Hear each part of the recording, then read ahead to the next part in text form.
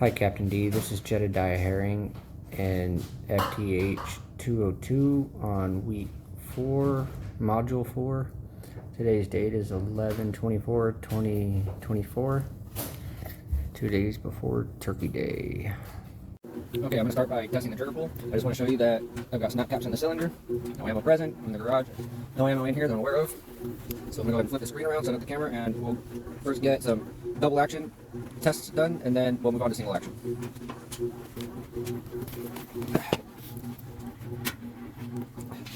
Okay, close the cylinder here. Snap caps in there. Close the cylinder. Alright, got my gauge set to 0, zeroed out.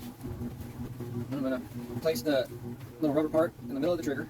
So I got to kind of keep it put at a downward angle to keep it there. And we'll pull back.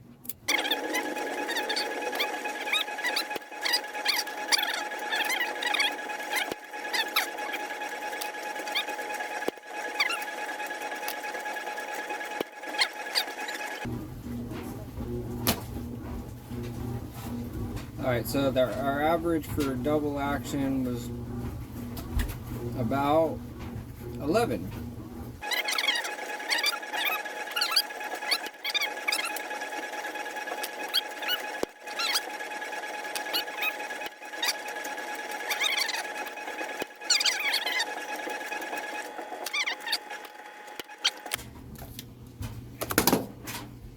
Okay, so I got 2 4s, 2 4.5s, and 1 4 1/4. So I'm going to say that the trigger pull is 4 1/4.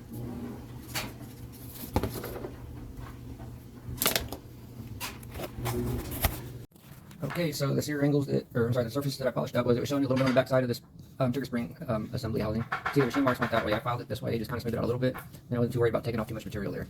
You can see is, where the stone took off some of this heavy machining right there. And then on the other side, the stone is a lot flatter, and the stone definitely took a lot off over here, which, I'm not too worried about. It looks good. Definitely smoother than it was before I started. On the hammer, I noticed a little bit of marking down at the bottom of this, so I went ahead and stoned that off a little bit. The single action part I didn't touch. That's all wear from the trigger. And on the bottom, there's just hardly nothing at all from the double action, so I just left it alone. On the trigger though, down underneath, there was quite a bit of wear, and as you see, there's still a little dimple in there. Sunlight there. There's still a little dimple in there, but I didn't want to take too much metal off. But I definitely did smooth it out a whole bunch. Okay, you could also still use some on the sides right here, but because this is not my gun, it belongs to a friend, I don't want to mess with it too much. He gave me permission to do this part, but I've talked to him lately about filing off the sides of here, and I don't think that's just a polished finish. I'm not exactly 100% sure, but I don't want to mess with it. Okay, so after performing my trigger work, I guess it does feel smoother. It's hard to say for sure, but it definitely feels a little bit smoother.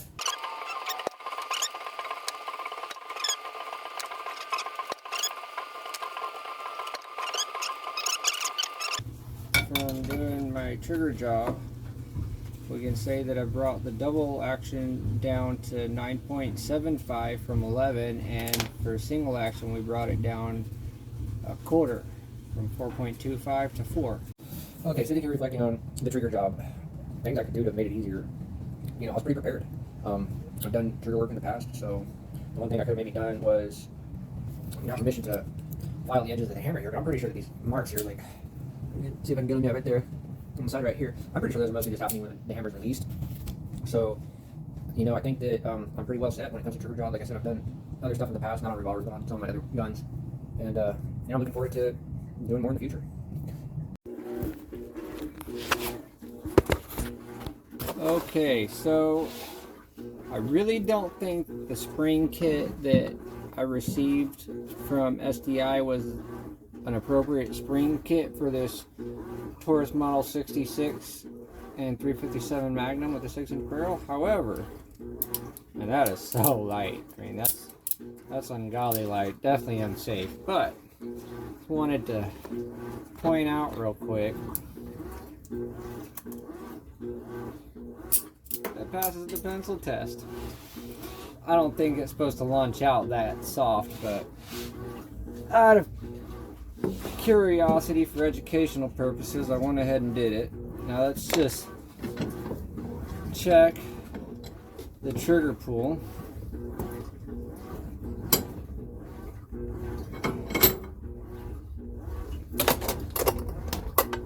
Okay, for double action, we've got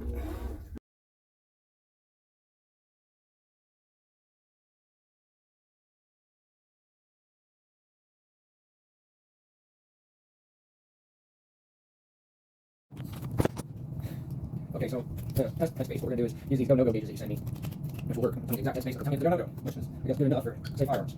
Alright, so, open up the cylinder, we'll find our go gauge. This is the go gauge. I'm gonna drop it in. The first cylinder, I'm gonna go ahead and mark which cylinder I'm dropping in. I'm gonna mark right here. Got highlighters, so much a little easier. Alright, so, first cylinder, that's marked. Let's give me more time marking. Here we go. Alright, first cylinder, I'm gonna close it in, or no, close it in. Alright, let's go. Go gauge fits, now we're gonna go ahead and pull out the gauge, and insert the no-go gauge into the same cylinder. Highlighters, probably wasn't the best deal. Okay, here's the go gauge. Or no-go gauge, I'm trying to shove it in there, and it starts to ground and snag right there. That's no-go, that means everything's working, not too much space. Alright, so I'm gonna move to the next cylinder. Go gauge first. Mark it. Close it in there. Okay, nope, I went past it. There we go.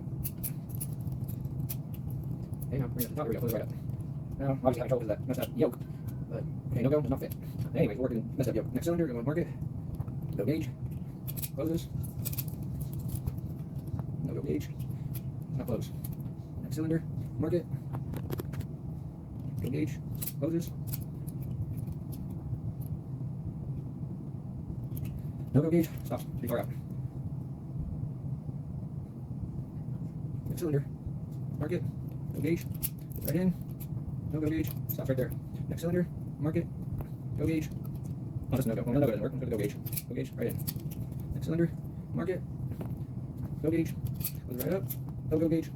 There it is. That's a fit. If I didn't have no-go gauge, I can take a go gauge and put a piece of tape on the top of it. The back of it might take two, but try and close it with that, and it should stop in place. I was going to say feeler gauges, but I recently just moved and all my guns and stuff packed up, so don't know how to get my feeler gauges real fast. But anyways, you take a feeler gauge, you just stick it in that hole and take a feeler gauge and make it to the same thickness as the go, and that will tell you that's basically the go. And then you get a little bit thicker, try and shove it in there. The no-go, I think it's about like 8,000 or something like that. And you shove that in there and it shouldn't go in there. And it's so light with the springs on it. I'm gonna try it, but more than that. It is light. It's very light. Alright, I hope this satisfies the product.